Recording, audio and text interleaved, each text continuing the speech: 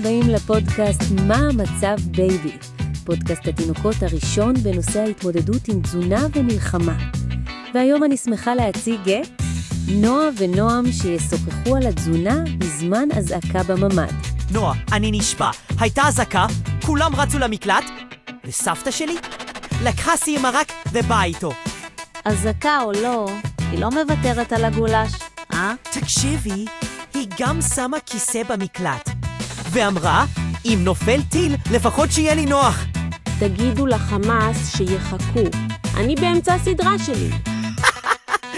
אני מתה. הסבתא שלי הביאה סלמון מעושן למקלט.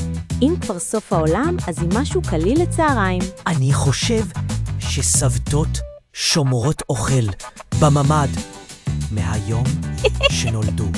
הן חושבות שזה לא ממ"ד, זה מיני מרקט. בפעם הבאה שתהיה אזעקה, אני לא רץ. אני מזמין את סבתא שלי, שתביא קוסקוס ותעשה לנו שבת בבונקר.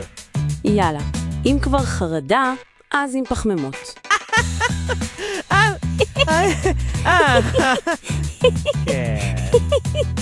כן.